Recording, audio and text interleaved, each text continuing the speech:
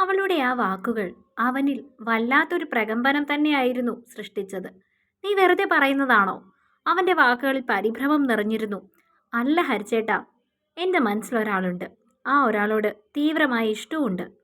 പക്ഷേ അവൾ ഒന്ന് നിർത്തിയപ്പോൾ വീണ്ടും അവൻ കാതോർത്തു. പക്ഷേ ഹരിക്ക് ആകാംക്ഷയായി. അത് തുറന്നു പറയാനോ എൻ്റെ ഇഷ്ടം അയാൾ അംഗീകരിക്കാനോ യാതൊരു സാധ്യതയില്ല. പക്ഷെ എൻ്റെ മനസ്സിൽ വളർന്നുപോയി ചേട്ടാ, വല്ലാതെ. അയാളെ അല്ലാതെ മറ്റാരെ ആ സ്ഥാനത്ത് കാണാൻ പോലും ഇപ്പം എൻ്റെ മനസ്സിന് സാധിക്കുമെന്ന് തോന്നുന്നില്ല. അവൾ തൻ്റെ പ്രിയപ്പെട്ടവന് മുന്നിൽ തൻ്റെ ഹൃദയമായിരുന്നു തുറന്നു കാണിച്ചത്. എന്നാൽ അതറിയാതെ അവൻ അവളുടെ വാക്കുകളിൽ ഒരു ചെറിയ ആശ്വാസം കണ്ടെത്തി. ഇഷ്ടം അവൾക്ക് മാത്രമേ ഉള്ളൂ. അതുകൊണ്ട് തന്നെ ഒരുപാട് ഭയപ്പെടേണ്ട കാര്യമില്ല. തൻ്റെ ഭയം മറ്റൊന്നായിരുന്നു. അവൾ ആരുമായോ പ്രണയത്തിലാണെന്നും അതുകൊണ്ടായിരിക്കാം ഒരുപക്ഷെ വിവാഹത്തിന് അവൾ എതിർക്കുന്നത് എന്നും. അവളുടെ ആ തുറന്നു പറച്ചിൽ പ്രായത്തിൻ്റെ ഒരു ഭ്രമമായി മാത്രമേ ശ്രീഹരി കണ്ടിരുന്നുള്ളൂ. എന്നാൽ അവളുടെ മനസ്സിൽ അടിയുറച്ചു പോയ രൂപം തൻ്റേതാണെന്ന് അവൻ സ്വപ്നത്തിൽ പോലും പ്രതീക്ഷിച്ചിരുന്നില്ല എന്നതായിരുന്നു മറ്റൊരു സത്യം. അവൾ എപ്പോഴും തൻ്റെ പ്രണയം തുറന്നു പറയാൻ കഴിയാതെ ഹൃദയവേദന അനുഭവിക്കുകയായിരുന്നു. അതൊക്കെ സാധാരണമായ കാര്യമല്ലേ മോളെ? കോളേജിൽ പഠിക്കുന്ന ഒരു പെൺകുട്ടിക്ക് ഒരാളോട് സ്നേഹം തോന്നിയെന്ന് പറഞ്ഞാൽ അതിൽ നമുക്ക് തെറ്റു പറയാൻ സാധിക്കില്ല. നിന്റെ പ്രായത്തിൽ ആർക്കും തോന്നുന്നതൊക്കെയാണിത്. നീ പറഞ്ഞതുപോലെ മറുഭാഗത്തുള്ള ആൾ ഒരിക്കലും അംഗീകരിക്കാൻ സാധ്യതയില്ലെങ്കിൽ മനസ്സിനെ പറഞ്ഞു മനസ്സിലാക്കി ആ ഇഷ്ടം മറക്കുക തന്നെയാണ് നല്ലത്. രണ്ടുപേരും ഒരുമിച്ച് സ്നേഹിക്കുമ്പോൾ മാത്രമാണ് പ്രണയമാകുന്നത്. അങ്ങോട്ട് മാത്രം സ്നേഹിക്കുമ്പോൾ അത് പ്രണയമാവില്ലല്ലോ. ഞാൻ അവരോട് പറഞ്ഞു പോയി. പക്ഷേ ഹരിച്ചേട്ടാ, എനിക്ക് മനസ്സിലാവും നിന്റെ വിഷമം. അതുകൊണ്ട് തന്നെയാണ് ഹരിച്ചേട്ടൻ പറയുന്നത്. നിനക്കിഷ്ടമായില്ലെങ്കിൽ ഇനി ഇതിനു വേണ്ടി ചേട്ടൻ നിന്നെ നിർബന്ധിക്കില്ല. തൽക്കാലം ഇപ്പോൾ ഒന്ന് കാണ്. ഞാൻ പറഞ്ഞതല്ലേ, ഇല്ലെങ്കിൽ ഞാനായിരിക്കും അവരുടെ മുൻപിൽ നാണം കെടുന്നത്. അതുകൊണ്ട് നീ ഇതിന് സമ്മതിക്കണം. ഇങ്ങനെ പറയുന്നവനോട് മറുത്തു പറയാൻ അവൾക്ക് തോന്നിയിരുന്നില്ല. അല്ലെങ്കിലും അവൻ്റെ ഇഷ്ടമാണല്ലോ ഇപ്പോൾ തനിക്ക് പ്രാധാന്യമുള്ളത്. ആ മനസ്സ് വേദനിക്കുന്നത് തനിക്ക് സഹിക്കാൻ കഴിയുമോ? പ്രിയപ്പെട്ടവന് വേണ്ടി മാത്രം മറ്റൊരുവൻ്റെ മുൻപിൽ ഒരുങ്ങി നിൽക്കാൻ അവൾ സമ്മതം പറഞ്ഞു. അത്രമേൽ അവനെ ഇഷ്ടപ്പെടുന്നത് കൊണ്ട് മാത്രം. എങ്കിലും അവൾ വെറുതെ ആഗ്രഹിച്ചിരുന്നു. ഒരിക്കലെങ്കിലും അവൻ ചോദിച്ചിരുന്നുവെങ്കിലെന്ന്, നിനക്കിഷ്ടമുള്ള ആൾ ആരാണെന്ന്. ഞാൻ അയാളോട് സംസാരിക്കാമെന്ന്. അങ്ങനെയാണ് ചോദിച്ചിരുന്നതെങ്കിൽ ചിലപ്പോൾ താൻ തൻ്റെ മനസ്സ് അവന് മുൻപിൽ തുറക്കില്ലായിരുന്നോ? പക്ഷേ അത് തൻ്റെ മനസ്സിൻ്റെ വെറും ഭ്രമമായി കണ്ടവന് അതാരാണെന്ന് പോലും അറിയേണ്ടിയിരുന്നില്ല. തൻ്റെ പ്രായത്തിൻ്റെ പക്വതക്കുറവായി മാത്രമേ അവനത് കണ്ടിട്ടുള്ളൂ എന്ന് അവൾക്ക് മനസ്സിലായി. തൻ്റെ ഒരു കുട്ടിക്കളിയായി മാത്രമാണ് ഹരിയേട്ടൻ അതിനെ എടുത്തതെന്ന് അവൾക്ക് മനസ്സിലായി. പക്ഷെ അപ്പോഴും അവളുടെ മനസ്സിൽ ശ്രീഹരി എന്ന പ്രണയം വളർന്നുകൊണ്ടേയിരിക്കുകയായിരുന്നു. അവൾക്ക് പോലും മനസ്സിലാവാത്ത രീതിയിൽ പ്രണയത്തിൻ്റെ അഗ്നിയിൽ അവൾ ഓരോ നിമിഷവും ഉരുകുകയായിരുന്നു. ശ്രീഹരിയുടെ മനസ്സിലപ്പോൾ ആശ്വാസമായിരുന്നു. അവളുടെ മനസ്സിൽ ഒരിഷ്ടമുണ്ടെങ്കിലും ആരോടും അവൾ തുറന്നു പറഞ്ഞിട്ടില്ല. മറുഭാഗത്ത് അറിഞ്ഞിട്ടുമില്ല. അവന് വലിയ ആശ്വാസം തോന്നി. സാധാരണ ഒരു കൗമാരക്കാരി പെൺകുട്ടി. അവളുടെ മനസ്സിൽ തോന്നുന്ന ഒരു ആകർഷണം, അതിനുമപ്പുറം മറ്റൊന്നും അവന് തോന്നിയിരുന്നില്ല. ആരാണെന്ന് അറിയുവാനും അവൻ ആകാംക്ഷ തോന്നിയില്ല. അവളുടെ മനസ്സിൽ നിറഞ്ഞു നിൽക്കുന്നത് താനാണെന്നറിയാതെ സമാധാനത്തോടെ ശ്രീഹരിയും ആ നിശയിൽ നിദ്രയെ സ്വീകരിക്കാൻ തയ്യാറായി. മറ്റൊരിടത്തൊരുവൾ നിദ്രയെ പുൽകാൻ കഴിയാതെ പ്രണയച്ചൂടിൽ വീർപ്പ് മുട്ടിക്കിടന്നു. എന്തുകൊണ്ടോ അവൾക്ക് സാധിച്ചിരുന്നില്ല മറ്റൊരുവൻ്റെ മുൻപിൽ അണിഞ്ഞൊരുങ്ങി നിൽക്കാൻ. അവളെ സംബന്ധിച്ചിടത്തോളം മറ്റൊരുവൻ്റെ മുൻപിൽ നിൽക്കുക എന്ന് പറയുന്നത് വലിയൊരു ഹൃദയവേദന തന്നെയായിരുന്നു. തൻ്റെ സന്തോഷം നിലനിൽക്കുന്നത് ആ ഒരുവനിൽ മാത്രമാണ്. പക്ഷെ അത് ശ്രീഹരിക്ക് വേണ്ടിയാണല്ലോ എന്നോർത്ത് അവൾ മനസ്സിനെ പാകപ്പെടുത്താൻ ശ്രമിച്ചു. ഇല്ല, പറ്റില്ല. വേറൊരാൾക്ക് മുന്നിൽ താൻ. ആ ചിന്ത പോലും അവളെ അസ്വസ്ഥയാക്കി തുടങ്ങി. അവസാനം അവൾ മനസ്സിനെ പാകപ്പെടുത്തി. നാളെ താൻ ഒരുങ്ങി നിൽക്കുന്നത് തൻ്റെ ശ്രീയേട്ടൻ്റെ മുന്നിലാണ്. ശ്രീയേട്ടനെ കാണുവാൻ വേണ്ടി മാത്രം. അങ്ങനെയൊരു തീരുമാനം അവൾ എടുത്തിരുന്നു. ഉറക്കമില്ലാതിരുന്ന ഏതോ ഒരു യാമത്തിൽ അവളെ തേടി നിദ്ര വന്നു. വെളുപ്പായപ്പോൾ തന്നെ അവൾ ഉണർന്നു. കുറച്ച് സമയം കഴിഞ്ഞപ്പോൾ എഴുന്നേറ്റ് കുളിക്കുകയും ചെയ്തു. പ്രഭാതത്തിൽ തന്നെ അടുക്കളയിൽ ജോലികളൊക്കെ ചെയ്യുമ്പോഴും മനസ്സ് ശാന്തമല്ലെന്ന് അവൾക്ക് തോന്നി. സമയം കഴിയുന്തോറും ആ സത്യത്തെ അംഗീകരിക്കാൻ മനസ്സും മടിച്ചു തുടങ്ങി. മറ്റൊരാൾക്ക് മുൻപിൽ പോയി നിൽക്കുക അവൾക്ക് വല്ലാത്ത വേദനയായിരുന്നു തോന്നിയിരുന്നത്. പക്ഷെ ശ്രീഹരിയെ കാണാൻ പറ്റുമല്ലോ എന്നുള്ള സന്തോഷം മനസ്സിനുള്ളിൽ എവിടെയോ മറഞ്ഞു കിടക്കുന്നു. പ്രണയമല്ലെങ്കിലും അങ്ങനെയാണല്ലോ, നമ്മൾ ഒരിക്കലും വിശ്വസിക്കാത്ത രീതിയിലേക്ക് നമ്മളെ കൊണ്ടുചെന്നെത്തിക്കുന്നത്.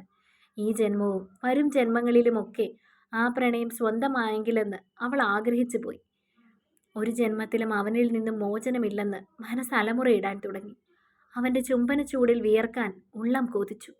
ഉള്ളും ഉടലും അവനായി മാത്രം പൂത്ത് അവൻ്റെ സിന്ദൂര ചുവപ്പോടെ കൂടി മണ്ണിൽ ലയിച്ചങ്ങനെ ഈ ജീവിതയാത്രയ്ക്ക് അന്ത്യം കാണണമെന്ന ചിന്തകൾ നിറഞ്ഞു. അന്ന് അടുക്കളയിൽ എല്ലാ സഹായങ്ങൾക്കും വേണ്ടി ജയന്തിയും കൂടിയിരുന്നു. അവർക്കൊരു പ്രത്യേക ഉന്മേഷമായിരുന്നു എല്ലാ കാര്യങ്ങളും ചെയ്യുന്നതിനു വേണ്ടി. ചായയും മധുരപലഹാരങ്ങൾ ഒരുക്കുകയും ഒക്കെ ചെയ്തിരുന്നു. അതിനുശേഷം ഫോൺ വിളിക്കുന്നുണ്ടായിരുന്നു. കുറച്ച് കഴിഞ്ഞപ്പോൾ ശ്രീഹരിയുടെ ഫോൺ വന്നപ്പോൾ അവർ 1 മണിക്കൂറിനുള്ളിൽ എത്തുമെന്നാണ് അറിയാൻ സാധിച്ചത്. ആ സമയത്ത് ജാനകിയുടെ നെഞ്ചിടിപ്പ് ക്രമാതീതമായി വർദ്ധിക്കാൻ തുടങ്ങി. മുറിക്കുള്ളിലേക്ക് കയറി നിർബന്ധിച്ചൊരു സെറ്റും മുണ്ടുമാണ് ജയന്തി അവളെ ഉടുപ്പിച്ചത്. അവളുടെ എല്ലാ പിറന്നാളിനും അവരത് വാങ്ങാറുണ്ട്. വലിയ ആഘോഷമായി അവൾക്ക് നൽകിയില്ലെങ്കിലും അവളെ ആ വേഷത്തിൽ കാണുന്നത് അവർക്ക് ഇഷ്ടമുള്ള കാര്യമാണ്. പലപ്പോഴും അമ്പലത്തിൽ പോകുമ്പോഴോ മറ്റോ ആണ് ജാനകി അത് ധരിക്കാറുള്ളത്.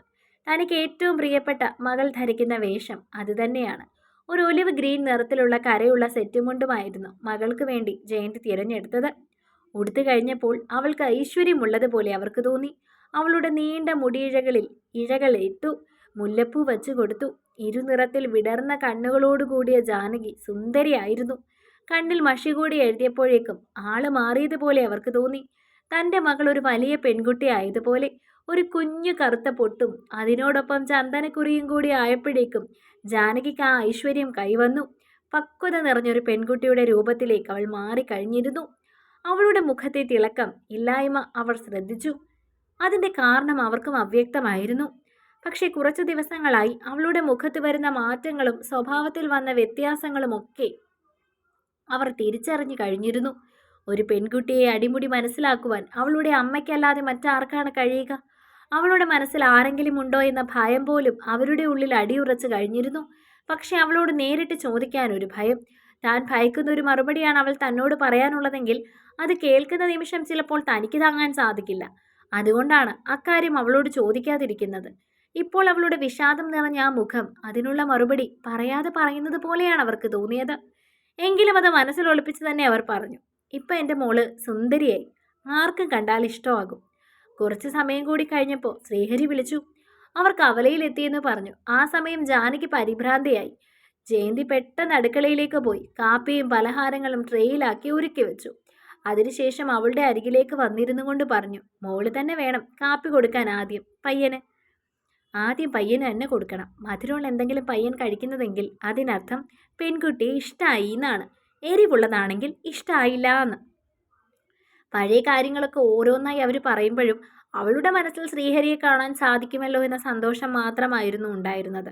കുറച്ച് സമയങ്ങൾക്ക് ശേഷം ഒരു വണ്ടി മുറ്റത്ത് വന്ന് നിൽക്കുന്ന ശബ്ദം കേട്ടപ്പോൾ ഉത്സാഹത്തോടെ ജയന്തി എഴുന്നേറ്റ് പോയിരുന്നു. ആ നിമിഷം അവളുടെ ഹൃദയം പെരുമ്പറ മുഴക്കാൻ തുടങ്ങി. ആ സമയം തന്നെ പെണ്ണ് കാണലാണെന്ന് പോലും അവൾ മറന്നുപോയി. അവൻ്റെ സാന്നിധ്യം കൂട്ടിക്കൊണ്ടുപോയൊരു മായിക ലോകത്തിലായിരുന്നു അവൾ. ജനലിലൂടെ നോക്കിയപ്പോൾ ആദ്യം ഇറങ്ങിയതും ശ്രീഹരിയായിരുന്നു.